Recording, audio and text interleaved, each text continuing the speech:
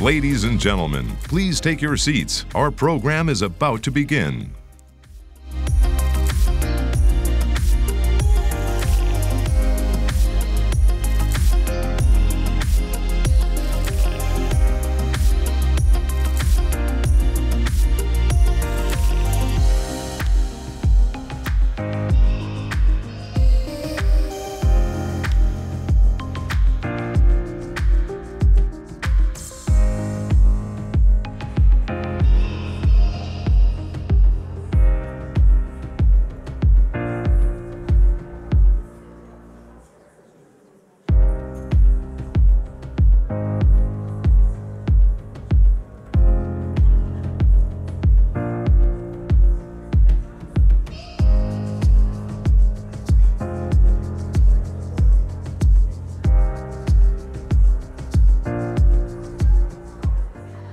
Please welcome founder and CEO of the Ovi Mughelli Foundation, Ovi Mughelli.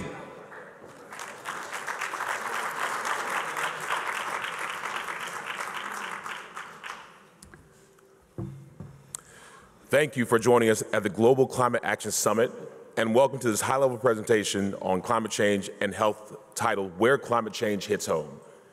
As you know, my name is Ovi Mughelli, and I'm thrilled to be the MC of this session. And quite honestly, I am just excited as a former athlete that there's so much going on to help my kids and all kids. My story is, well, most people look at me and say, you look like a football player. I'm like, I was. I was a former two-time All-Pro fullback for the Falcons and the Baltimore Ravens. If you are a fan of those teams, you can clap. If not, then it's okay. But more than that, I'm a dad. I have three beautiful girls, a 9-year-old girl, 6-year-old girl, and 3-year-old son, and they mean everything to me. The whole reason that I've always fought so hard to be at my best is because I wanted to be in a position to help. Growing up, I had things that I saw where I wanted to make a change, I wanted to make a difference, but I couldn't. And for a man standing before you who looks so powerful, I felt powerless so many times in my career. No more so than when my children were born, and they were born severely premature, 2 months early and 2.5 months early. They were 2 pounds and 2.5 pounds respectively, and I had to sit there and watch them fight for their lives in this NICU bubble and sleeping on the cot, sleeping on the floor, talking to doctors, fighting to see if we should do this surgery, that surgery. I just wanted to get them out of there. When we finally had a chance to get my baby girls, my baby boy out the NICU, we were told by the doctor that we have to wait 3 more weeks, potentially 4 more weeks in the hospital. I said, why? You told me everything's good, everything's fine. Being in Atlanta, he told me that the air quality in Atlanta was at a point where a smog alert was rolling in, and though it was fine for me to breathe, for my kids, it'd be potentially deadly, it'd be potentially fatal. So I stood back and I looked him dead in the eye, and I was like, you gotta be kidding me. He's like, it's just part of life. And I didn't want to accept that. And once this climate change, global warming, smog, pollution thing that I didn't really know about, didn't really care about it too much, once it came from me and my family, if you guys Google my name and watch me how I played, I smile a lot, I'm nice now, but I'm not a guy to play with. And so climate change was messing with me, and I was going to mess with it. So I decided that, I had such a platform as an NFL player, watched by millions, as somebody who had eyes and ears of the world on him every Sunday. I wanted to find a way to make sure my kids and grandkids didn't have to deal with what I'm dealing with right now. Negative health effects based on something that our grandparents and our grandparents did and didn't really care about enough to think about my kids. So I started the Ovi Mughelli Foundation. I use sports to promote sustainability, and I really am excited about impacting all children because they're really the ones who are going to make this change. So coming up in about a month or 2 months, I'm putting out a comic book, which is the first ever sports and environmental comic book called Gridiron Green, and we're debuting at Comic-Con in New York, and it's really just a way to entertain and educate the next generation of environmental stewards. So health is everything to me. I love my sport, but I'm really excited about how I can, work with everyone at this conference to help change the world.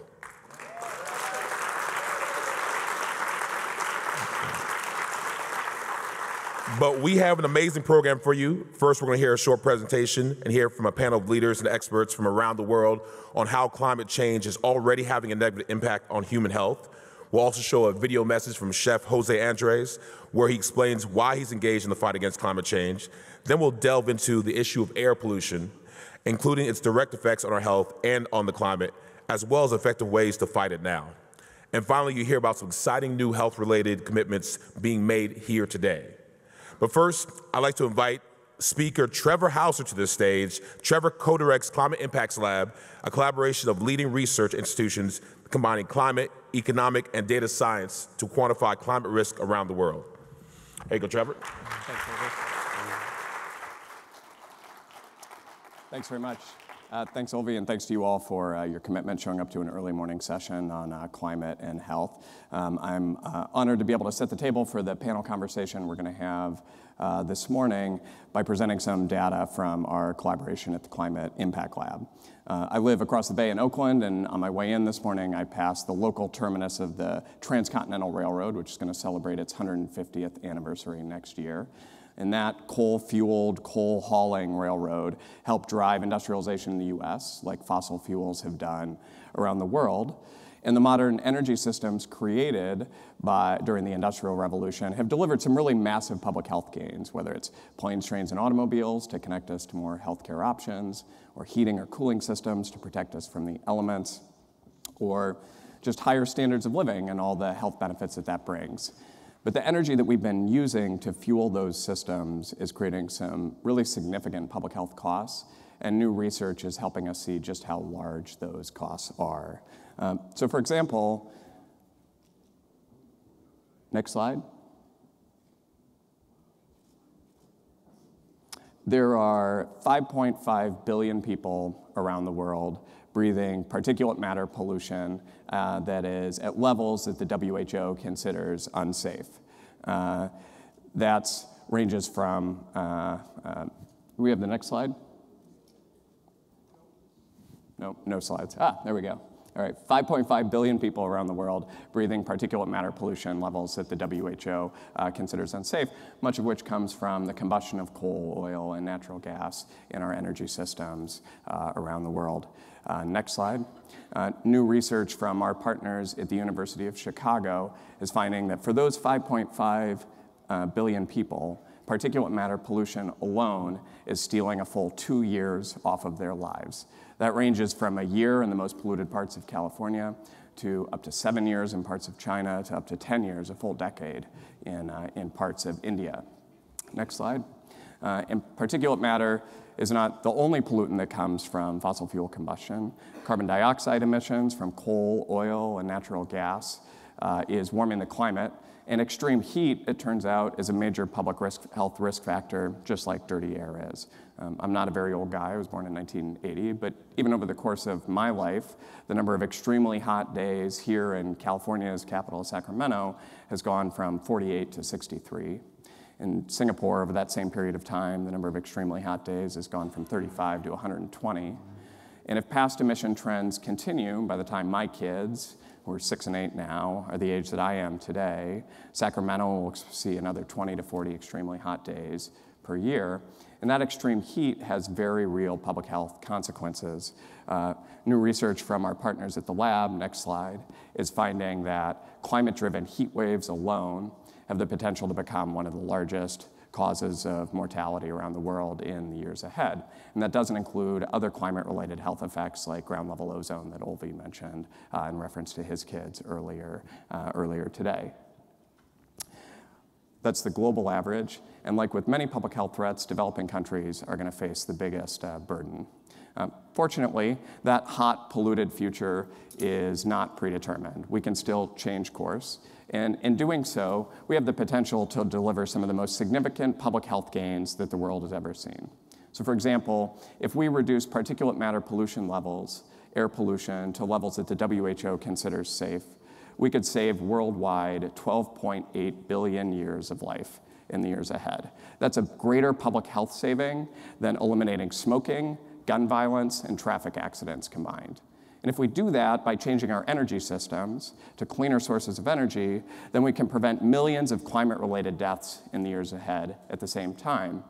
So for example, just preventing climate-related increases in heat-driven mortality could reduce mortality by more than curing HIV/AIDS, tuberculosis, and malaria combined.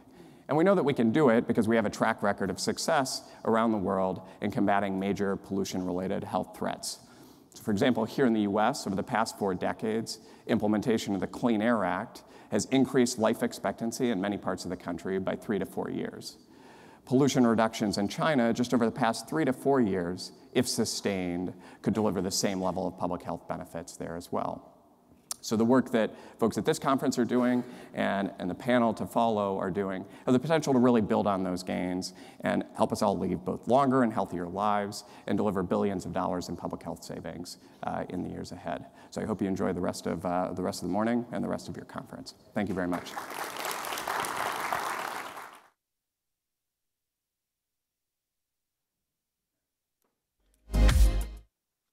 For that concise and enlightening presentation. It's all about working smarter, not working harder. I'd now like to introduce our first panel entitled Here and Hurting Us, Climate Impacts Today, which will be moderated by Kathy Calvin, the President and CEO for the United Nations Foundation. Kathy and panel, come on up. Thank you, Ovi.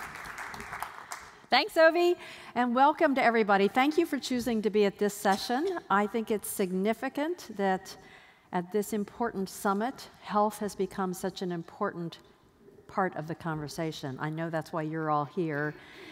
We're not alone in thinking this. I think Trevor just gave us some really great information. Ovi reminded us how important this is to everyday lives of young people and everyone around the world.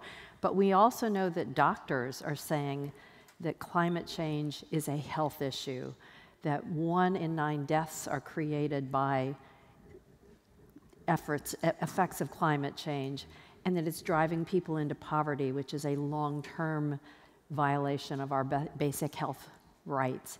So we know that these are important issues for us to find the intersections of how we talk about them and change the narrative on how we talk about climate change. When it's not related to people and their lives, it's very hard to make the case that it's something we need to think about and demand action on. So thank you for being with us today, because that's really where we want to go with our conversation. I'm going to invite the panel to come and join me. We have 2 panels today. Please come on up. And let me, while they're coming on board, tell you a little bit about who we have with us. So coming on first is Zulfi Bhutta. He is the head of the International Pediatrics Association. Next, we have Arielle Deranger. She's a Canadian national rights advocate. Maria Naira from the World Health Organization. She runs the section on environmental and health benefits. And Ming Denli from Beijing. She runs the Municipal Environmental Protection Bureau. Ming was going to be in our second panel, but she's moved into this one because schedules are as what they are, so we are happy to have you here. And this panel is going to go into some of the questions and topics that Trevor just brought up about health impacts. I'm going to ask each panelist one question so you have a chance to learn a little bit about where they're coming from. Then we're going to have a bit of a dialogue, and we'll ask everybody at the end to give you one set of marching orders to leave with it today. And this is all really tight timing, so you'll bear with us, because we want to make sure we have a chance to get into a really good conversation. So Maria, I'm going to ask you to go first. You know, the World Health Organization has recently made climate change such an important aspect. How are you thinking about where these 2 issues intersect, and how do we bring the conversations together?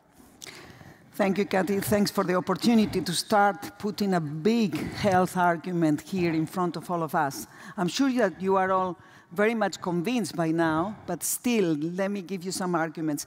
We see a very clear evolution on all of this. For us, climate change, the big thing we are moving now is on air pollution, looking at how a transition to a clean energy will be the next public health opportunity that we are facing here. Let me put some figures on the table. 25% of the global burden of diseases, means of the all total number of deaths every year, are linked to exposure to environmental risk factors. All of them could be removed. And climate change will be exacerbating all of them.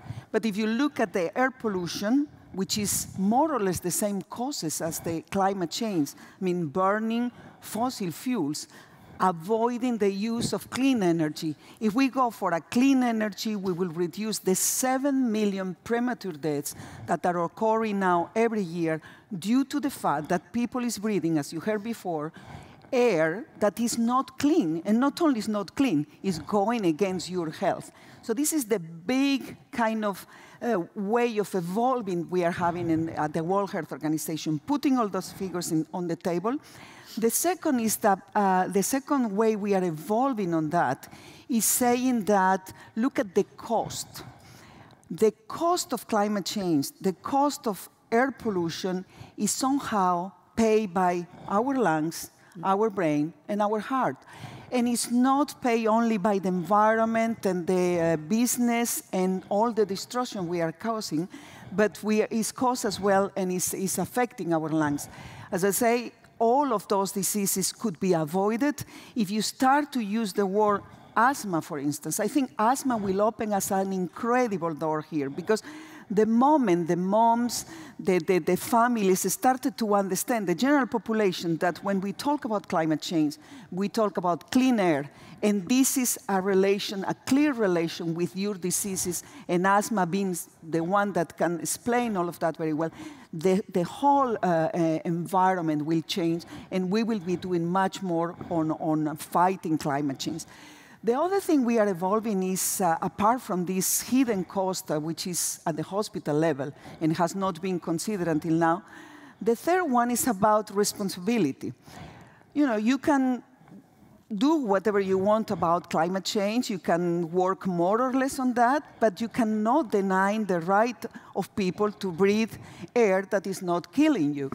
And nobody, no politician, no governor, no prime minister, no citizen can say, I didn't know. Mm-hmm. They know very well now, and then WHO and most of the partners that are represented here today, we are every day insisting in the fact that pollution is killing. Air pollution is killing 7 million people every year. This is totally acceptable. Don't say you didn't know it, because you knew it. Think about tobacco. Years ago, WHO was terribly concerned about tobacco. It was a social issue with a lot of conflict of interest around, commercial issues as well associated. Well, we did a big campaign, and now we say tobacco kills you. One day, we might do the same with the fossil fuels and put a little tag there saying, whenever you go with your car to the petrol station, saying, this kills you. So be careful with all of that and be more demanding, and maybe legislation one day will help us a lot on all of that. And the third thing is that the health community is very much mobilized. We saw it at the Health Summit a couple of days ago.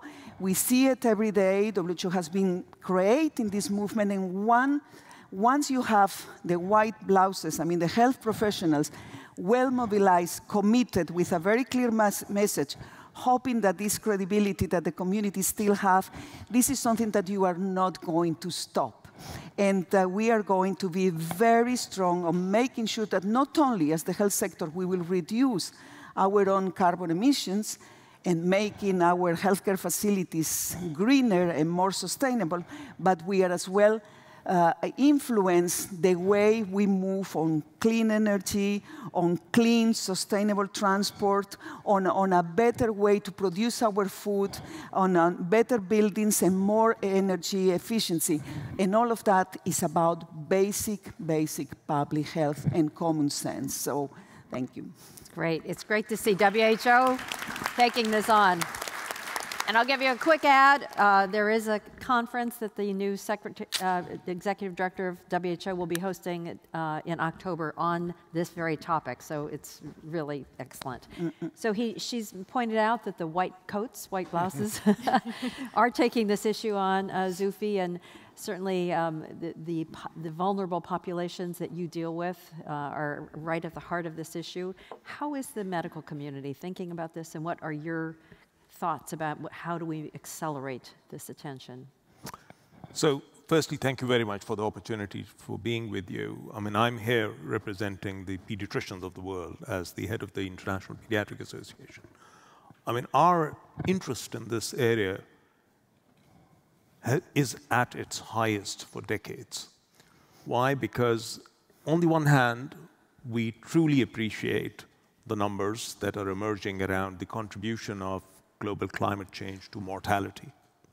But many of us have their eyes on things that go way beyond mortality, to morbidity, to things that have intergenerational impacts, things that go way beyond air pollution only, to what we are seeing as toxins and pollutants that can impact developing brains, and with, as we heard yesterday, epigenetic influences that can be truly intergenerational. So pediatricians are increasingly aware of the consequences of what we are leaving this world in a state that will impact our generations to come. So on the one hand, while there is global awareness and debates on whether or not climate change is real or otherwise, in the parts of the world where I work in low and middle income settings, particularly increasingly in Africa and Asia, you ask people and they know that climate change is there. They see it right in front of them with lowering and disappearing water tables, with the number of extreme heat events in cities, with populations being displaced by conflict that has its root origins at times with diminishing resources, including water resources. So the impact of climate change on the lives of real people out there is huge and is not receiving sufficient attention in terms of solutions and innovations that could be available to them locally. So our approach to this, Kathy, is several folds. Firstly, we believe that as healthcare professionals, our role is not only in accelerating the advocacy around mitigation strategies that are both at a macro level, but also at the level of local communities and things that we can do at that level, but also to ask for the investment in science and evidence around things that we need to change today. Better, cleaner fuels, better technologies to make sure that our depleting resources can be repleted, and to make sure that the industries that has a huge responsibility in terms of investing in the technology to make sure that groundwater resources are not depleted. I come from a country myself which is going to be extremely water insecure in 7 years, where one of the largest investments is in bottled water and extraction resources out there. And it's only for the first time in decades that a government has put forward a strategy to plant 10 billion trees over the next 5 years to mitigate deforestation. Those things are real, tangible actions where health professionals should not be just observers. They should be front and center of efforts to reduce this for the sake of future generations. Thank you. We're going to come back and talk about those silos. It's so good to hear a doctor saying, though, that you're not just treating the patient, you're looking at all of those causes. Ariel, you represent a group called Indigenous Climate Action. How are you making these issues known to your population, but then using your population to be frontline advocates? So first, I just want to acknowledge we are on the traditional territory of Ohlone people. And it is really a important point that we need to recognize, is that Indigenous peoples exist everywhere. We represent about 5% of the global population, or 370 million people worldwide in over 90 countries. And Indigenous peoples' lands and territories encompass 80% of the biodiversity, which you just mentioned is very critical to mitigating the impacts of climate change. And I've found over the last few years that the health community and the health sector has become one of the strongest allies in advocating for the very things that Indigenous peoples have been advocating for. We are in a serious crisis, and it's not just about the parts per million of greenhouse gas emissions in the atmosphere, but it's a crisis that extends far into human rights issues. Many of the drivers of climate change still exist right now and are perpetuating the marginalizations of indigenous communities from their lands and territories, and they're also contributing to vast health impacts in our communities. So we're seeing a lot of our communities dealing with not just the drivers of climate change in our backyards, but we're now seeing at insult to injury that climate change is now exacerbating already existing health problems. But even further to that, it's not just about the drivers of climate change. It's also about some of the other predeterminants of health in our communities, including things like colonization and forced assimilation tactics that have multi-generational impacts that already erode the health of our communities. So for me, I'm taking this from both a health perspective and an indigenous rights perspective. And that when we're looking for solutions, we must go beyond just looking at ways to address parts per million of greenhouse gas emissions in the atmosphere, but we have to address access to clean water, access to clean air, access to communities to be able to practice their subsistence rights to live on the land, and respect the rights of communities to continue to live in our ecosystems. And we have to remember, 80% of the world's biodiversity exists within indigenous communities. We're now seeing, if you listened to Harrison Ford yesterday, that the science community is seeing that indigenous knowledge systems and our practices are critical to finding ways to preserve those forests and ecosystems. That is also a part of the health components that we have to look at to mix all of these worlds together to find solutions that address all of these things equally, and not just look for easy fixes that are just rooted in sort of economic structures to stabilize economies and parts per million in the atmosphere. Well, thank you.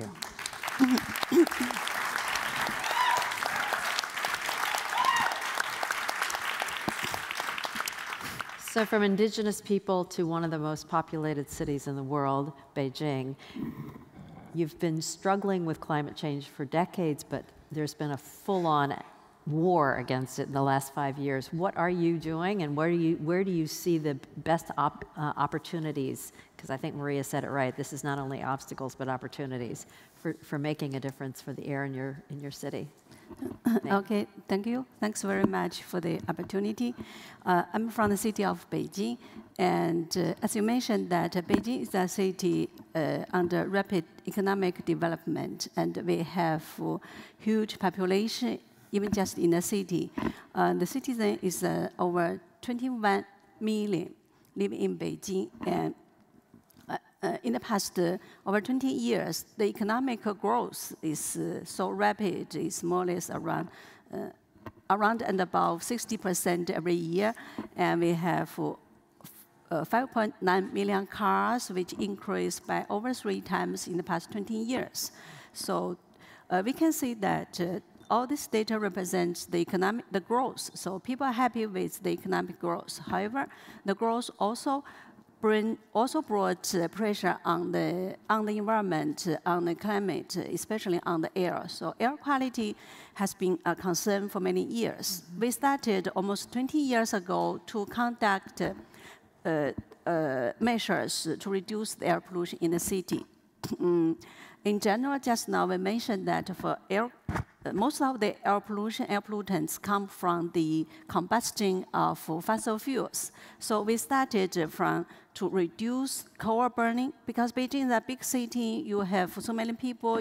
We have a heating season lasted for 4 months. So we used to rely on coal for heating during the winter, and also coal for the industries. In the past 20 years, we converted coal boilers, coal stoves to natural gas to electricity. Annual coal consumption was reduced by over 20 million tons every year. Reduce the coal consumption. So just with this point, it's a huge contribution to reduce the indoor air pollution, outdoor air pollution, and also the greenhouse gas emission. Second point is for the vehicle emission. As we have so much vehicle fleet, so we have developed more stringent emission standards for vehicle, improved the fuel quality, and developed the the public transportation system. In Beijing, we have now a metro system. Total length is over 600 kilometers. So you can go anywhere of the city by meter now. And also, the fourth aspect, we have planted many trees around the city. So the green coverage rate of the city has been improved a lot. And these people can find, can go to a small park, small garden, within 5-10 minutes walk. So with all these efforts, in the past 20 years, we have seen the continuous improvement of the air quality, especially like the pollutant like SO2, which comes from the coal burning. It has been reduced by over 95%. It was around 120 microgram per cubic meter in 1998. Now it's more or less 8, the annual average. So it is a reduction of over 90%. All this contribute both to the air quality and to reduce the greenhouse gas emission. And one fact is that we can see in the past 20 years, the average life expectancy of Beijingers grow from 76 to 82. So 6 years longer in 20 years. From this, we can see the benefit of air pollution control. You know, of course, still, we are suffering from air pollution. The air quality is not good enough. We still sometimes we have heavy air pollution episode during winter. So now, from the government, central government to local government, pollution control is the first priority of the country and of the city. Our president said that the philosopher is green is gold. That means we want clean air, green mountains. This is the biggest benefit for our people. Wow. Great, thank you. So she's moved us right into solutions, and we will be talking more about air pollution in the next panel as well. Can each of you just say a word or two about how do we break down the barriers between and the silos that typically environment and health have not lived together? How are you breaking those silos down? How are you pulling the conversations together, whether it's at local, state, or broader conversations? And Sufi, maybe I'll ask you to start that. So in our child survival world, where of the 6 million children who die under 5 every year, roughly about 46%, half of all child deaths are in the newborn period, first 4 weeks of life. A lot of our work in low and middle income countries where this problem is extreme and relates to deaths that take place in villages, community settings, we can't do our work without community engagement. Mm-hmm. So a lot of the innovation in Africa and Asia in the last several decades has been around these community partnerships, women's groups, community support groups, outreach workers who reach out from apex facilities or district facilities to grassroots level. And that has led to a fair amount of change, both in terms of care-seeking patterns and also community engagement. So I firmly believe that in this particular area of climate change and its related impacts, it is just totally insufficient to be doing things in facilities only. Mm-hmm. To be treating cases of pneumonia or asthma or diarrheal disorders that may relate to environment change and not do something about the root causes, not just the immediate causes, but the underlying causes. And the underlying causes are changes in lifestyle, changes in the environment that I alluded to in my earlier comments. So if we are beginning to see an increase in environmental pollution and in diarrheal diseases related to that change in the environment, I think it's the role of health professionals to engage with communities and societies to bring about that fundamental change in water sanitation, hygiene, standards, quality, in water quality availability, in ensuring that you're not poisoning the very streams that you are drinking from.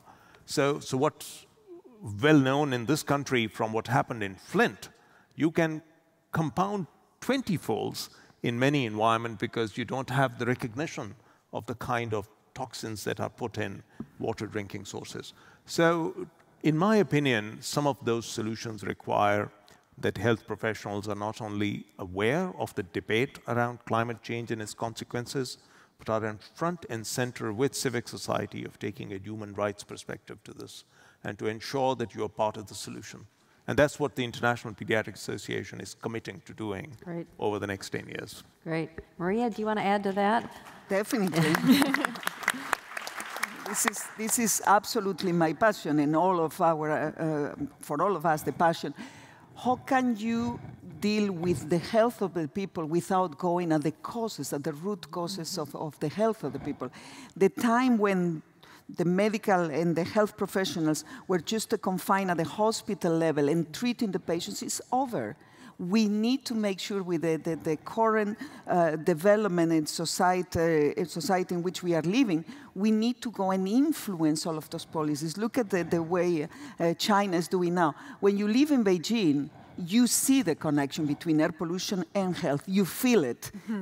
Definitely, you feel it every day. Maybe you don't see it between climate change and health, but between air pollution and health, you definitely. Look at all the interventions they were putting in place. All of them are basic public health interventions. Access to clean fuels to reduce the air pollution, a more sustainable and cleaner public transport system, a more sustainable food production, probably even less use of pesticides and even going far beyond all of that. Look at all the benefits that they are obtaining. Not only they are reducing the air pollution and therefore all the respiratory and cardiovascular diseases associated with that, probably they are doing a lot as well on reducing sedentary lifestyle, and you will be tackling the non-communicable diseases very strongly. So believe me, the health benefits will be enormous. So for us on global public health, the only way to deal with the challenges we have in front of us today is really influencing any single policy decision that is taken. Healthy urban planning, healthy, sustainable transport systems, healthy, sustainable food production, healthy transition on an energy, and making sure that this is happening every day. Yeah.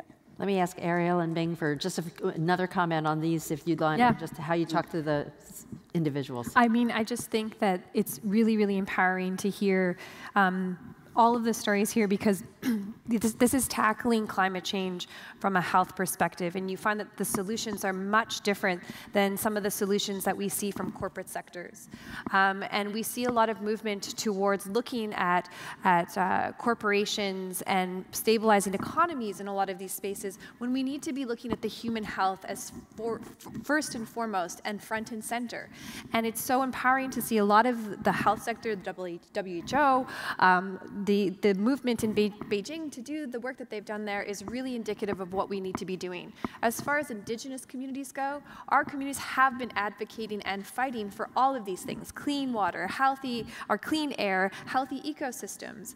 And the recognition of our rights and culture to be able to practice our traditional lifestyles also contributes to less sedentary lifestyles, healthier diets. All of those things contribute, and we have to recognize that it's not just about urban planning, but it's also about helping rural communities and indigenous communities to maintain sovereignty, autonomy, and control over their ecosystems, their lands and territories, and empower them to understand the implications of what it means to be sustainable and work with communities moving forward. Great. Ming, one comment, and then I'm going to ask you to lead us into our final section. I can't believe this panel's almost over. Giving us 1 minute of what you want this room to go out of here committing to do. So finish on that, but then please go ahead and give us your marching orders. Okay, thank you. First, I fully agree that for environment, for climate change, for health issue, you need to motivate people.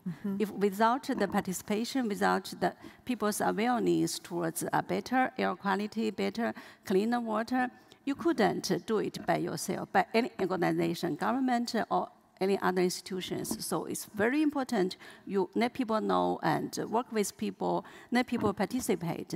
That's the most important thing. And what do you want our audience to do as they leave here? So for the audience, I think it's very important that no matter you are professional people or just ordinary public, it's important that we act from ourselves. for a green, low-carbon lifestyle. Thank you. Maria. I want so many things that it will be a very long list, but if you are a citizen, make sure that you put a lot of pressure on your policymakers, your mayors or your governors. Use your power and your vote to make sure that they will go for a healthy planning of the urban where you live, or the urban environment where you live. If you are a health professional, you are very well engaged now, so don't allow anyone to tell you that your business are only the diseases. Your business are preventing the diseases, and we will be putting our nose everywhere on all the policies. And if you are a mom or a father, make sure that if your child has asthma, search for responsibilities. And even if you need to use the legislation, do it. And another thing, have a look at all the WHO's publications, and you will have plenty of responses there. And come to the conference in end of October on the first ever Air Pollution and Health Conference, shaking everybody's desire to do more and creating a big movement on that. Thank you. Thank you. Ariel. For me, I really feel that we need to be moving towards the respects of the right of Indigenous communities and upholding the knowledge systems that Indigenous communities have in protecting our ecosystems that are so critical for human health on multiple levels, not just physical health, but mental health and spiritual health of our communities. And the rights and recognition of Indigenous peoples and the knowledge that we bring forward is going to be critical for us to find the solutions that we all need. We need champions here. Good, thank you. And Zulfi. So my dominant message would be partnerships. We only have this planet. There is none else. And I don't think in this quest of addressing climate change, its root causes and its relationships to health, any one group can do it alone. So my message to you would be to help create the partnerships whereby we don't have just these events in California, that we have these events in the very geographies where this is impacting the lives of people. In low and middle income countries, where we speak with a common voice, that we create the political will for change, and that we align ourselves behind the Sustainable Development Goals. The Sustainable Development Goals over the next decade and a half are what every country of the world has signed up to. They're just as important for the United States, for Canada, as they are for India, Pakistan, or Kenya. And they are ideal in terms of looking at the interconnectedness of health. So if you really wanted to look at how we can influence change for addressing climate change, environmental degradation, and addressing some of the social determinants of health, align yourselves behind the Sustainable Development Goals and create the political will and partnership to make this a global movement. Wow. I think we have some marching orders here. Thank you all, panelists, for inspiring us today. Thank you.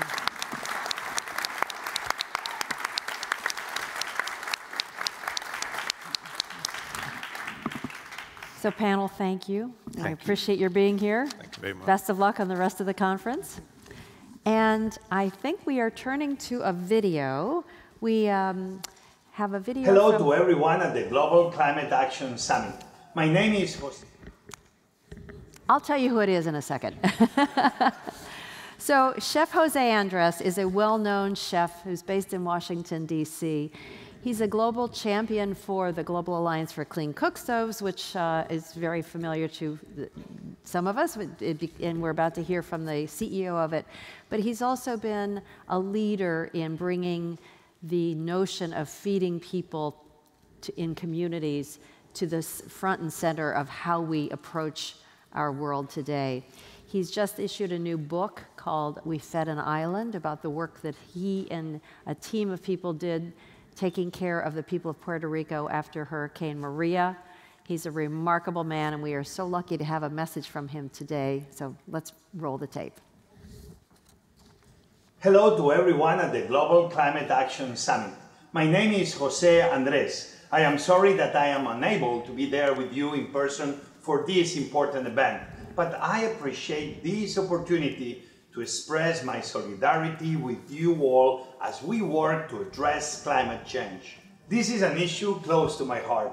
In the aftermath of Hurricane Maria, I spent months working on the ground in Puerto Rico with World Central Kitchen, an organization I created to improve lives through cleaner cooking and to quickly provide critical food and support to people following natural disasters. More than 3,000 Puerto Ricans lost their lives in the storm.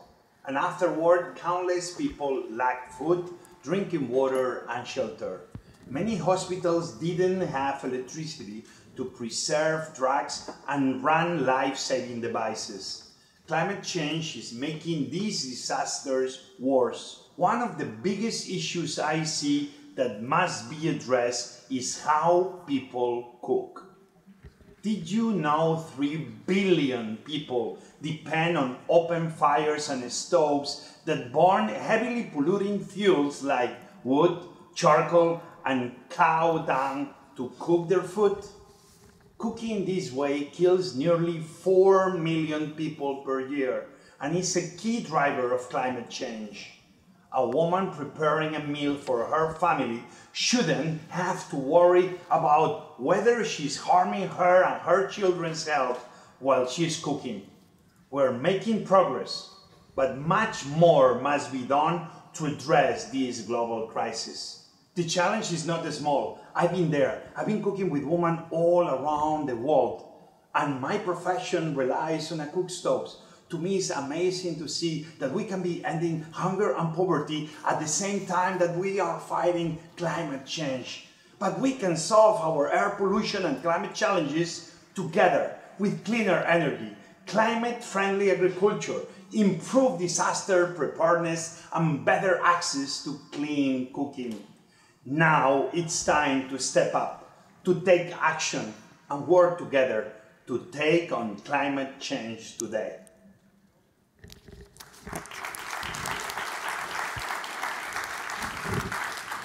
Great. Well, let me invite the panel up to join us. Gina McCarthy. Gina is the former...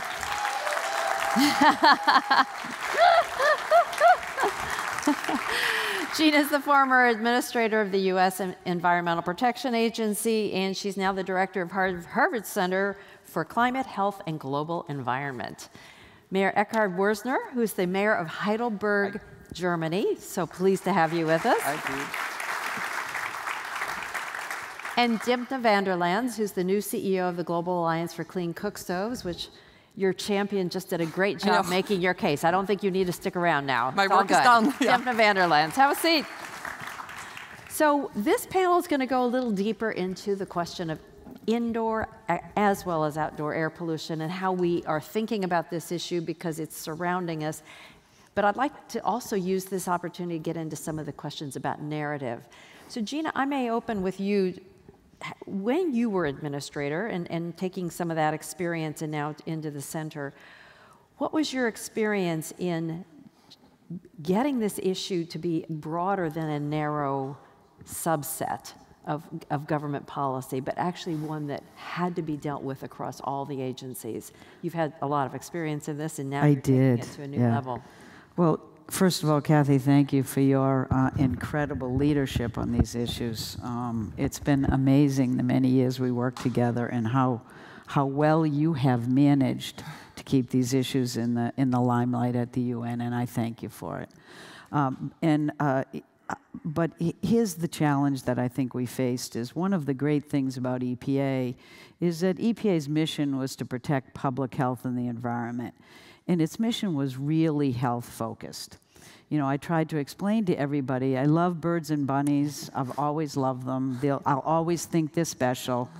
But I love my children more, and my job was really to protect them and their future, which was what has been so stunning about climate change. You know, people don't understand it. They think it's some big, irrelevant thing or something that happens to somebody else. Polar bears. When it really is about our health today and the future of our planet tomorrow, which means the health of our kids today and their future.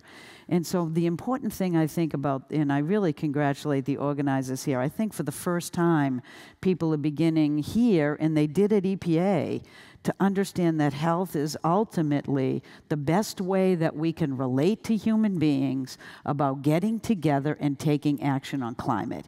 You can't see climate, you can't taste it, you can't feel it, but you can feel the health consequences that result from a changing climate. And I think we have to keep pounding on that, because that not only gets people to understand and personalize the issue, but it leads to very direct understanding of the solutions that are best to both get public health benefits today and to lead towards a healthier future tomorrow. And that's what EPA has been doing for a long time.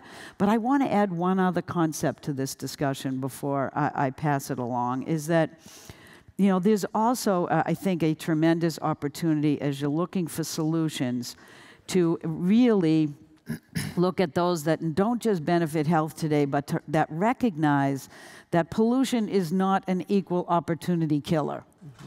It always goes after those most vulnerable. It impacts our kids and it impacts our elderly, but it also has an ability to significantly hold down, hold communities that are low-income, minority communities. This is essentially an equity and justice issue. And we have to always think in those terms when we're looking at communicating it and demanding action and thinking about the best solutions. Because in my opinion, the ability to turn climate change around into an opportunity to do better public health, to raise communities up, build a future that is not just healthier and cleaner, but more just, is the opportunity that we need to grab today. We cannot ignore the equity issues. And when you actually face them, which I think we'll get to talk about, you have an opportunity to build the economy. EPA did not shut down the economy when it figured out how to reduce air pollution by 70%. In fact, the GDP in this country grew 3 times. And so we have an ability to release communities from the dangers and health consequences of both air pollution and climate. We have an ability to make people healthier, let them advance economically, and move us forward in a way that I think I could be proud of if we do this for my children and my grandson. That's my goal, and I'm hoping it's everybody's. Let's put a face on climate.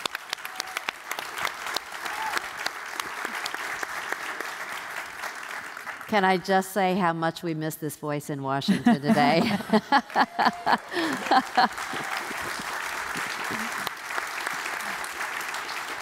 So we'll come back. Right now, I don't miss being there. Oh, I bet. We'll come back to putting a face on climate. Mayor Wurzburg, talk about political will. I think this would be a natural segue to how you're dealing with making sure that the communities in your city, whether it's the private sector, individuals, young people, how do you bring everybody along to make these policy changes that we need? Yeah, maybe I start a little bit, because we have a little bit of time about the history of my person. I started as an environmentalist. I made my PhD about the relevance of air quality and mobility and mortality in European cities. So it was exactly the discussion we had 25 years ago. That was the time when we had the close relation to the EPA and when all the environmental offices were built up in cities. That was the reason for those engagement, because there was a direct impact of the air quality to the life quality in cities, especially in cities. So thousands of people are dying in London when the smog situation was worse. And that was the reason why in Germany and many other cities we implemented a lot of very good regulations, emission standards for industry, mostly for industry, which works very good. That was the reason why our churches are not melting anymore, why the air quality is getting much better in our cities, and we don't have the situation like in Beijing or in Shanghai or in some other cities where you don't have these hard regulations till today. So it's absolutely today one of the most important questions. And we now go a step further, not just looking on the local emissions, also to the global emissions. So our impact to through the CO2 emissions, to the global impact. But today we're coming back to the discussion of the local emissions because we noticed, hey, we thought our air is clean in Chicago, in Heidelberg, and in Frankfurt, and we noticed no, because we achieve a very high level in the industry standard, but a very bad level in the traffic sector. Yeah. And this is now destroying the total positive effect we had in the past. And we have to get aware that we have now not seenable toxic product, air quality pollutions, which causes mobility and mortality in our cities, which you can account, which you know, where you have the data. And this is, in my opinion, also helpful for the political debate because it brings the point back from a very theoretical climate is changing, yeah, it's get a little bit warmer, nice, to the point my kids and me as a person, I'm directly infected. For example, in Germany with the diesel dust discussion which we had, where we have now ban zones in our cities for heavy trucks, for now any diesel car which is better than Euro 5 at the moment. This means just the last 4-year cars are acceptable and all the other older cars are not acceptable anymore in downtown areas. And this is a brutal change at the moment, and everybody is shocked, also the economic partners, but it is a failure of the politics because we haven't made clear targets like the California Clear Act to say, yes, 30% are no zero emission cars, 40%, and then step by step change the whole car fleet. This was not made. Many cities in Europe, and that's the reason why we now come to these brutal points of ban zones. Mm-hmm. But I think it's the only way, and the citizens are forcing us to go in this direction. It's not that they have to fear, of course, the craft and tradesman or the private person is thinking how they can commute, but in general they respect this because they know there is a bad impact on their life quality, and they are willing to do something to go in this direction. And if you're going, for example, in other cities, thinking about Beijing, you sit in your hotel and everybody has a gas mask, a paper mask on the table, and you should use it. Because after 3 days, you really get problems with your health. And it is so directly notable that you see that we are far away from a very healthy policy.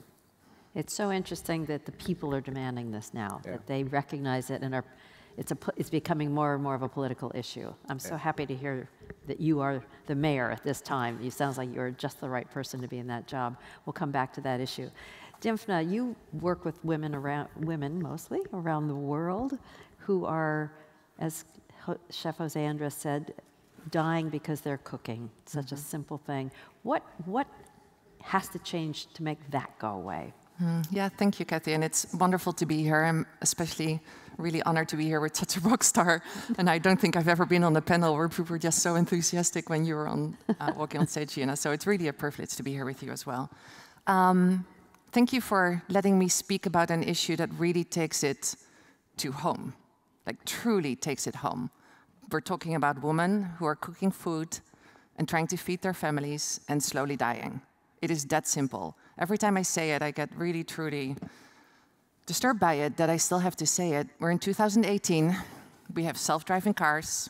We have a refrigerator that will send me a text message if I'm running out of milk. And yet, millions and millions of people in this world are still cooking using open fires, have to spend 3 hours a day going out collecting wood, using wood, coal, animal dung, residue from agricultural waste to feed their families. And this, to me, is just completely unacceptable. And I think, if anything, if our conversation today, Kathy, is about what the message is that if anything I can leave you with is to remember and to sort of reiterate just how unacceptable that is and what can be done to solve that issue. The fact that women in this world and millions of people in this world still use open fires to prepare their foods has impacts on our environment, our air, and their health. When I say this, when I speak about the impact on the environment and climate change, black carbon, which is a short-lived climate pollutant, is the second largest contributor to climate change. 25% of black carbon comes from using woods and other solid fuels to heat the homes of people and for preparing food. 25% of black carbon is from that single activity. That's a large contribution towards climate change, and very, very few people are aware of that. Secondly, outdoor air pollution, the ones that the mayor is thinking about, in the developing world where we're working on, very often starts with indoor air pollution. 12% in most countries of outdoor air pollution comes from indoor air pollution. 12%. In some countries and some parts of this world, specifically China, India, and Southeast Asia, that can be up to 25%. So 25% of outdoor air pollution is contributed by indoor air pollution, by preparing meals and heating their homes. That's a large contribution that comes from something as simple as cooking food for your family. This, to me, is just unacceptable. We also know from studies, and I was really touched this morning with the contributions from our MC about his children. We also know that if women have access to cleaner fuels, their blood pressure during pregnancy significantly reduces, but also the babies that are born are heavier. And even if you think about the fact that babies here in the United States couldn't leave the hospital because of the air quality there, these babies can not stay in the hospitals because there's just no facilities and have to leave and are then again exposed to high levels of indoor air pollution, which is just truly unacceptable. There's things that we can do, and I think I alluded to it a little bit already. There are solutions that we can start thinking about providing the families so that they do have access to clean cooking solutions. This includes the stoves, the fuels, and the appliances. And I think it's really important in this conversation to not just think about cooking as using a stove to prepare a meal. It really is important to be much more holistic and think about the fuels as well, because, as I was saying earlier, they're really a big contributor to climate change and the impact on health on the woman. And I'd love to talk a little bit more afterwards about different things that the Alliance is working on specifically to make sure that women have increasing access to clean cooking solutions. Thank you, Dimfna. So we're in a state where Governor Brown has really made it possible to have a vision of a vibrant economy and a cleaner environment. And there was a report several years ago, the New Climate Economy, that made that case. Why is it still hard to make that case? And you alluded to the fact that while your citizens are calling for change, still you've got some in the corporate sector who are resistant to either regulations or the opportunity for innovation to bring change about. How do we get further along that trade-off concept, which I think nobody really believes anymore, but still seems to be stuck in our conversations and narrative? Mayor, I'll start with you, and then Gina, and then Dimfna. Yeah, I think this is the most difficult question to answer. How we also raise this awareness about this topic, because the problem is what you can't see don't carry you, especially when you have countries and cities where you have a lower education level. It's very complicated to talk about this topic. For example, Heidelberg has a cooperation with Rwanda, where we try to achieve one thing, make the cooking situation better and save firewood. So what we're having set up is a school where they build new cookers, which can be made by the children themselves. They still use wood. It's not a solar compensation program, because this is too complicated in some areas. So we wanted to use the traditional way of cooking, But the idea is to give them special cookers who use just 1/3 of the fuel, so of wood, and they are much cleaner. And this makes it handleable to transfer it into a huge engagement than in Rwanda. And you don't just have 2 or 3 solar panels and just use it in 1 or 2 buildings. I think these are step-by-step processes to implement this in these areas.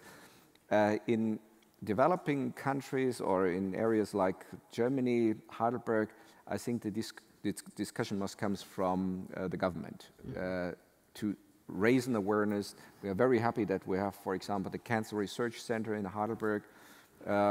They told us very clearly, and everybody knows it, first of all, stop smoking, because this is the worst indoor pollution. This is not the reason why everybody's stopping, but we say, okay, we want to go further, so we stop very early smoking in governmental and municipal buildings. We stop smoking on playgrounds, which is very often the case when the parents are sitting and watching the children. So giving a clear message, what you're doing is unhealthy, and in the same situation you can raise through such institutes very good awareness campaigns in our countries, also in Germany. And I think this is the way, and now the people really brings us under pressure to go much further in the way of car pollution structures. Great, thank you. Gina. Well, it's not an easy question, but there are some obvious things. And from working in government where we have regulated industry, you know, there has been a concerted effort by industry and business to basically, how can I put this nicely? To deny facts and to really have people think that if we move forward to regulate and protect people from pollution that they didn't create, but they have a right not to be exposed to, that the world will stop. You know, I can remember back in the 80s when Lee Iacocca was in the auto industry, EPA came up with the design of a great catalytic converter, and catalytic converters changed everything in terms of allowing us to reduce air pollution from vehicles. And Lee Iacocca stood up and said, this catalytic converter, if you force us to put it on, our car industry will shut down, we'll never make cars again, we'll go home and die, or something like that. Paraphrasing what he said. All right, I went a little further than what he said, but you know what I mean. And there's no difference today. I mean, the catalytic converter was great. When the industry sued EPA, they said you couldn't put these catalytic converters on minivans. Well, our folks in the Ann Arbor lab drove a minivan to the court with a catalytic converter on it. And the judge said, well, if you have all these engineers and Ann Arbor has 3, what the hell's the matter with you? Just put them on there and you win the case. This literally happens. And what happened today, you know, what's happened recently with the automakers, who I've worked with for a long time, is once again they're trying to deny reality. You know, we worked with them during the recession in the Obama administration to make sure that the car industry survived in the United States. And one of the payments for that was to build cars that were efficient and people would actually want to buy so your companies can compete in a market. And the companies did. We reached an agreement on how to get some long-range reductions in pollution moving forward, great climate benefits, and they all agreed to it. Everybody was happy. Everybody held hands and sing feelings. And then as soon as the administration changes, they go back and say, oh, never mind, it's going to kill the industry. Come on, they've created hundreds of thousands of jobs. They've made a lot of money. People are buying the cars that are made in the United States again. And so we just have to constantly understand that in fact, businesses don't like change. They don't like to make demands on them. They don't like oftentimes to meet their responsibility as an actor that has a job to do, which is to protect us as well as make money. But the history and the facts are really clear. We can do this. We do it over and over again. And EPA, certainly as an entity, does a good job in identifying health consequences and making reasonable requests moving forward to make progress on the basis of innovation and science. So we have to just recognize that there is a concerted effort to not have to do things, and we have to keep fighting that in order to actually be reasonable and move our economy forward. But the data is just overwhelming. We've been doing it over and over. As long as we're reasonable, as long as we work together, we can hold hands and sing feelings, and we can move forward. And that's what we just have to do. But I just want to make a small comment. Why is the industry not going stronger in this direction? Yeah? Why they are not building more environment-friendly cars? Well, don't you think consumers have to demand it? No, I think it's both. We have to think about, tell your story in Heidelberg. We're working on a project about not so noisy heavy lorries. You can produce them, that's very easy. Not so noisy what? Not so noisy heavy lorries. Heavy trucks. Trucks. Thank you. Sorry. Translation. Sorry, that was me. That was me. Sorry. I'm not very sophisticated. So it's also a big point in cities. And we made a national study, and we had several companies who were taking place in this study. Some of them were producing new heavy trucks. Yeah? New heavy trucks with a totally new engine. It was a more efficient engine, was not so noisy, very efficient, but about 50,000 euro more expensive. It was on the market. You can buy it. Another company was just packing the old engine, do nothing, just pack it, very cheap, costs about 2,000 euro more. Now decide who will win the battle. And if the government doesn't bring in at that time a clear target, you have to go in this direction. So, for example, you have to develop a zero-emission car, not just a little bit less emission car. Then you don't get there where you want, and you can't scale up so fast as you think. And I think this is very important, because the industry is reacting. If they know in 3 years you have to, in 4 years you have to, then they're working. And then they have the time to change the industry. Otherwise, they just run their cash cows as long as they can. And I think if you don't do this from the government, you can't say, hey, business people, why are you not going this direction? Because then you destroy the system. In our study, the company who prepares the new engine, the CEO was thrown out after 4 years because he made a bad business. Of course, the engine was much better, much more sophisticated, but was not competing in the market because the standard was too low, so that you can just work with an easy package.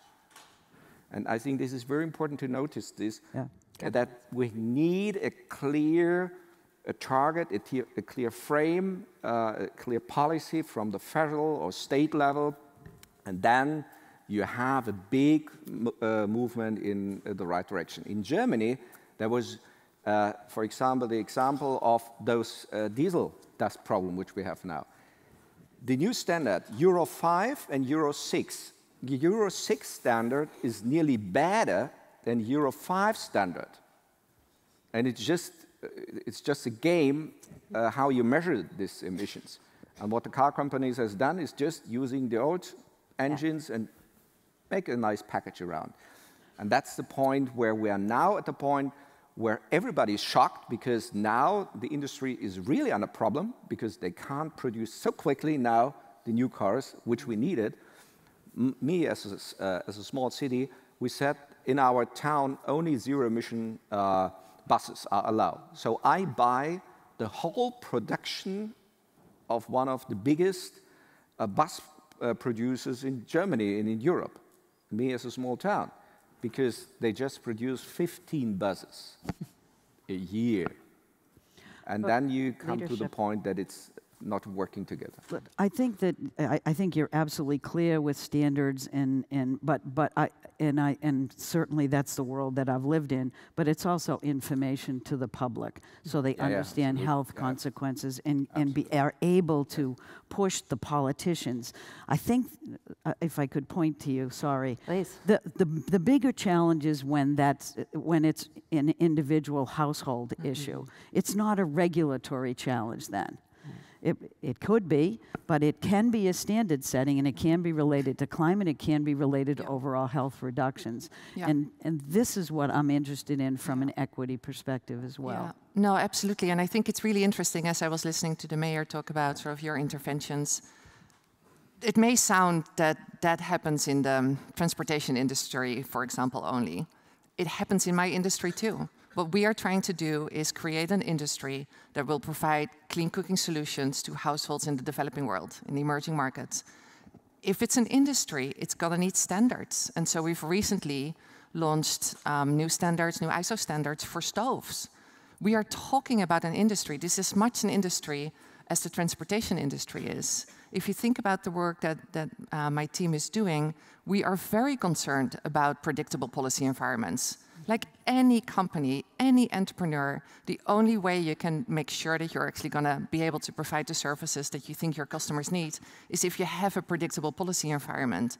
Because guess what? In this industry, margins matter tremendously, more than any other industry, I would argue, because they're so tiny. And so if the policy environment isn't predictable, if the standards aren't there so that people can actually be measured and know that they can sell higher quality products, for example, we're not going to be able to address this issue at the scale that's required. And I think that's the other thing that I'm hearing from this conversation, a deep sense of urgency that we have around scale and around timing. And so I would encourage everybody, when you think about clean cooking solutions, to really think carefully about what could be done to address the issue, which is really, really a very significant and large issue at the scale that's required. The only way that can be done is if we are able to create very, very strong businesses who are able to provide these services to the customers that need them. And I think that's an important thing to take away, the sense of urgency, the sense of skill that's required to address both health issues for the women and the children and the families that we're working with, and climate issues for all of us. So Dimna, I'm going to take that as your charge to this audience. I did it. Very well done. Thank you for the segue. Mr. Mayor, I'll ask you for a 1-minute charge to this audience. What should they take away and go back home to do?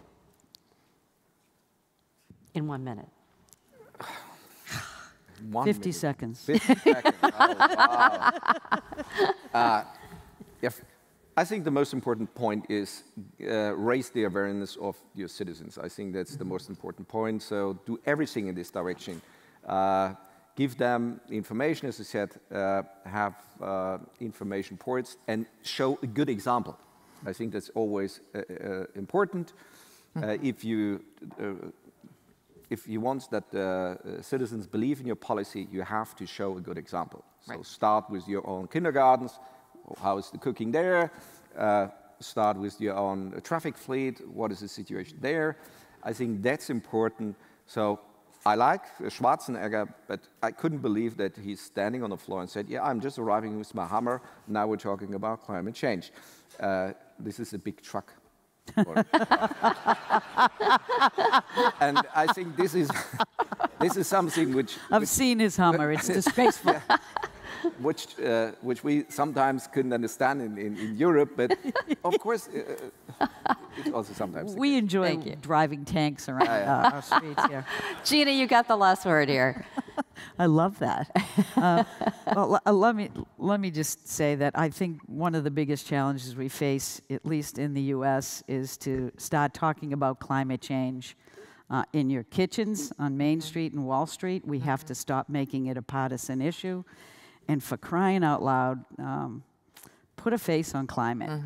You know, make it real. Make it real. And then when you do, I think the people here and everywhere will step up and protect our kids' health and their future. That's the main thing. Yeah. Excellent. Wow.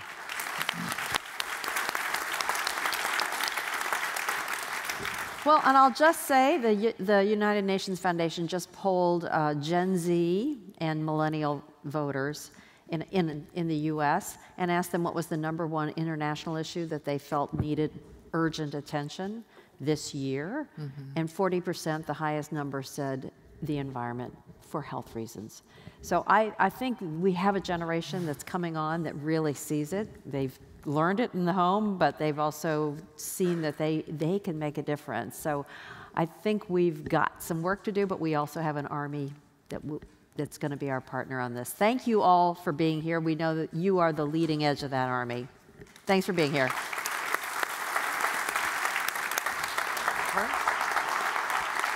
Thank you. Back to you, Obi. You guys are amazing. Thank you very much. Appreciate it. Thank you. Oh my goodness. I hope you guys are taking notes, because I was in the back furiously taking notes. I am so excited that, years ago when I realized that the environment is important and it's something that I need to focus on, I thought that I was in this fight by myself. I didn't know all of this was going on. I was just, an NFL player focusing on, trying not to let Michael Strahan run me over and tackle Matt Ryan. I'm like simple things. But it's so much bigger. The world is so much bigger. So much is going on that we have to focus on. And these leaders are going to help us find the solutions and the answers. So don't just hear them, really understand and apply what they're doing. But for our last segment, I'd like to invite Gary Cohen, the President of Healthcare Without Harm, and Kathy Gerwig, the Vice President and the Environmental Stewardship Officer at Kaiser Permanente, to join me on the stage for a presentation of commitments being made today to improve climate and health. Thank you. Thanks, John. Thank you. Thank you. So this is a story of awakening and a story of momentum. The awakening is a recognition that we can't have healthy people on a sick planet. And the momentum is the recognition that the health sector is emerging as a critical partner in solving the climate crisis and grounding the solutions in people's everyday values and lives. It's about health. There's 3 critical roles that the health sector can play, as has been talked about.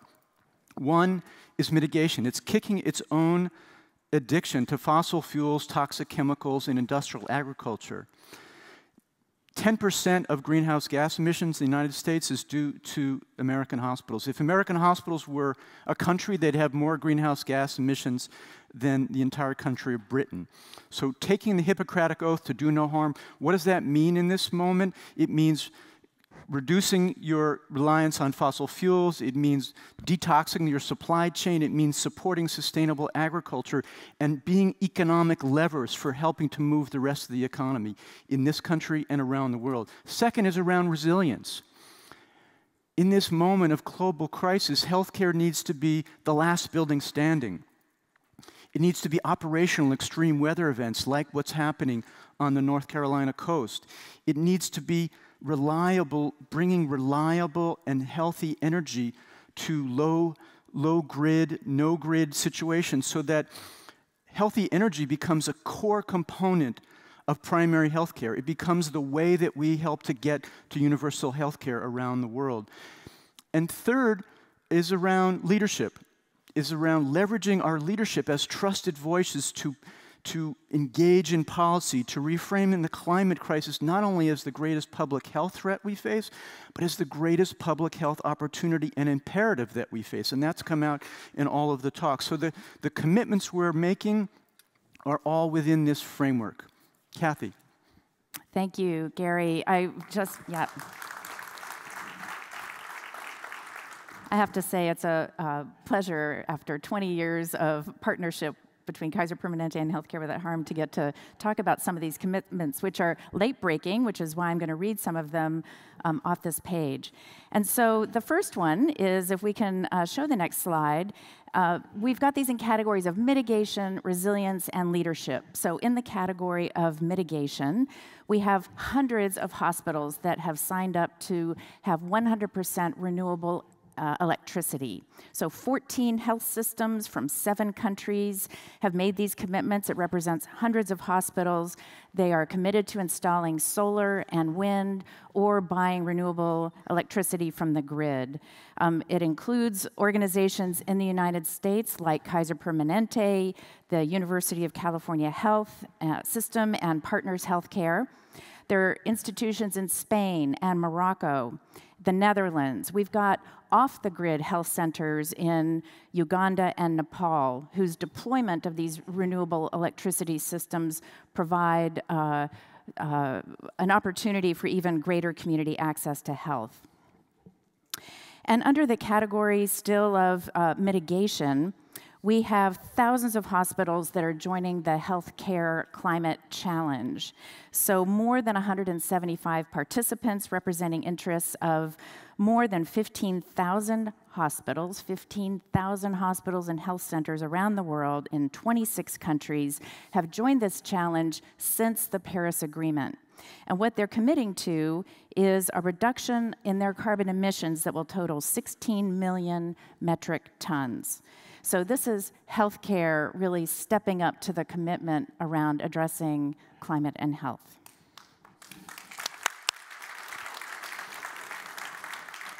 In the category of resilience, we have a partner called Let There Be Health International, and they're committing to solarizing 50 off-grid clinics in sub-Saharan Africa, and it builds on other efforts where there have been 800 primary healthcare clinics in northern India that have been solarized, and the UNDP has solarized 500 clinics in Zimbabwe. And where this is going is over the next 5 years is to make having solarizing clinics and solar autoclaves and solar refrigeration and a whole low-carbon package of strategies becoming what we call affordable and climate-resilient healthcare all around the world.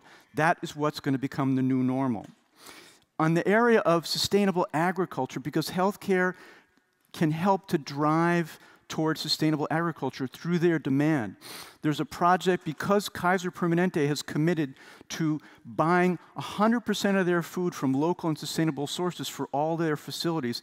It's created that demand along with others in the Bay Area, Dignity Healthcare in particular, Sutter Healthcare, the UC system, to have a food processing center put right in Richmond, California, which also suffers enormous environmental and health inequities and economic inequities and racial inequities, to provide jobs for people, to produce, have a guaranteed market for sustainable growers, have a facility that provides over 200 jobs, and then having a distribution center that goes to schools and hospitals that are bringing healthy and sustainably grown food to patients and to schools and to people all around the Bay Area. That can be replicated all over the country. Other hospitals, the four of the University of California medical centers, have joined a Cool Food Pledge to commit to reduce their carbon emissions around their food. And of course, that gets us into the idea of healthcare without ham, in addition to healthcare without harm. Kathy. You have to make me follow that. Well, clearly, healthcare sector has a leadership role to play in addressing the health impacts of climate change. And so under the category of leadership, we have 3 commitments to announce. One is that in California, California Health Systems have created and launched a California Healthcare Climate Alliance. And it represents 107 hospitals in California, over 20 million patients served. It was started by 4 of the leading health systems in the state: Dignity Health, Providence St. Joseph, and Sutter Health, and Kaiser Permanente. And UC Health System has just recently joined. So through this alliance, we are working with the government to enable climate-smart healthcare and to accelerate that path. The second of the 3 announcements, applaud that. The second of the 3 is, you're all probably familiar with the We Are Still In coalition. Well, with Healthcare Without Harm's help, there is now a health sector pillar of that We Are Still In. And that pillar represents 20 major health systems, representing 763 hospitals, almost 785,000 employees, more than $167 billion in revenue across 39 states. This is serious business.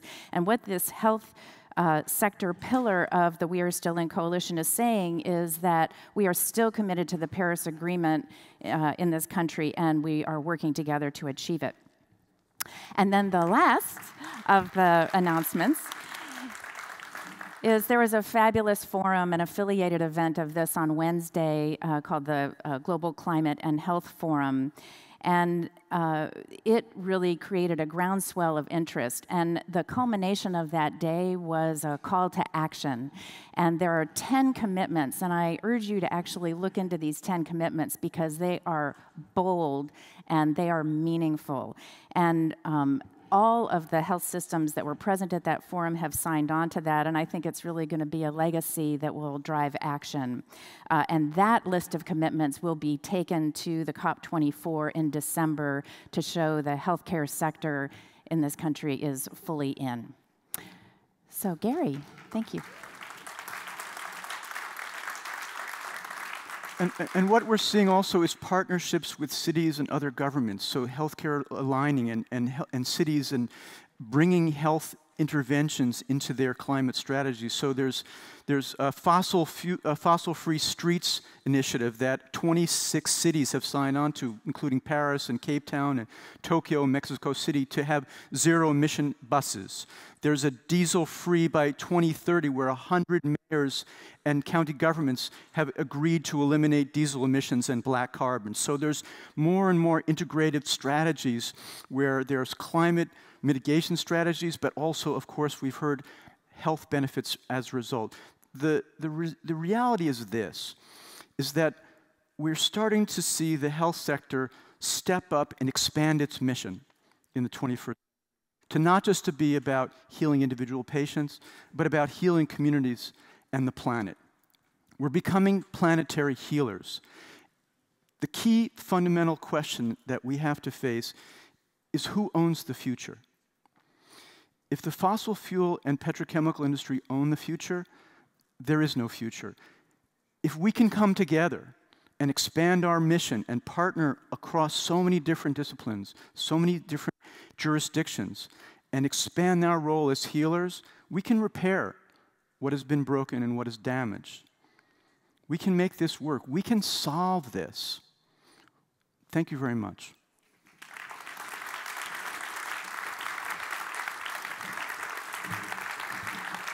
And lastly, I really want to thank the governor for making this happen and making health such a critical component of this meeting.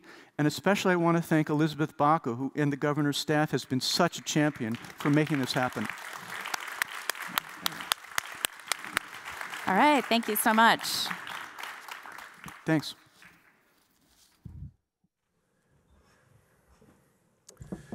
Thank you, Kathy, and thank you, Gary. Really appreciate your words, and I appreciate all the insight that I've gained today. And really, it's something that we all should give everyone another round of applause, because it was an amazing set of speakers.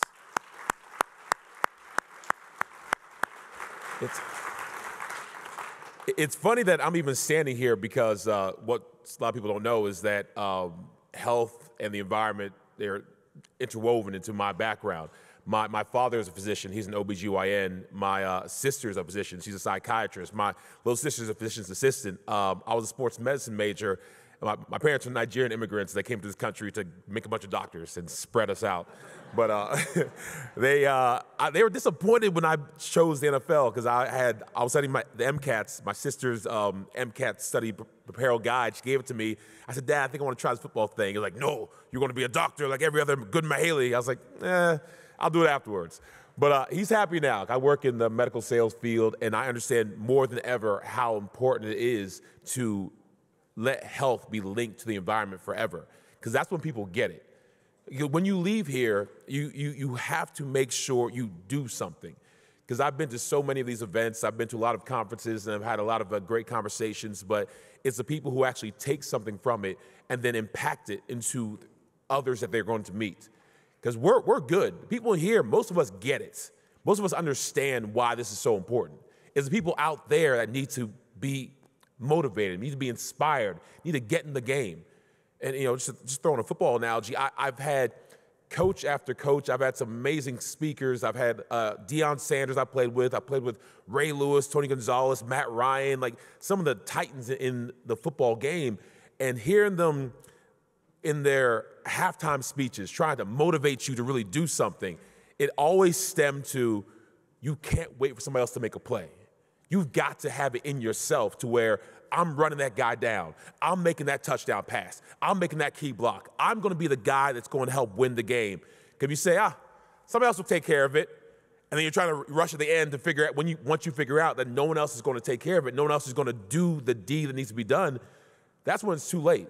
So if we all act like this all hinges on us, if we all act like I have to be the one to make that connection, to make that relationship occur, to be able to inspire someone in government, in politics, in the school system, anywhere, to really do what's necessary to move the needle, then we're going to have a lot of great success.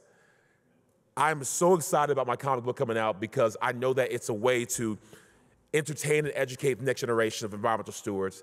I grew up on Captain Planet. I was a Planeteer, and I was a little kid in Charleston, South Carolina that understood that the power being mine, that tagline, the power is yours, was so powerful because I felt powerless.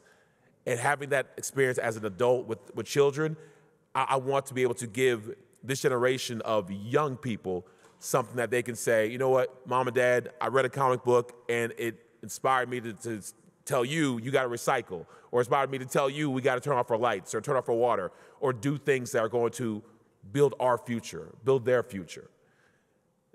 We can do this. We definitely can do this. And more, quite frankly, we have to do this for not only just for my kids and my grandkids, but for all kids. This generation is counting on us. Health is so important.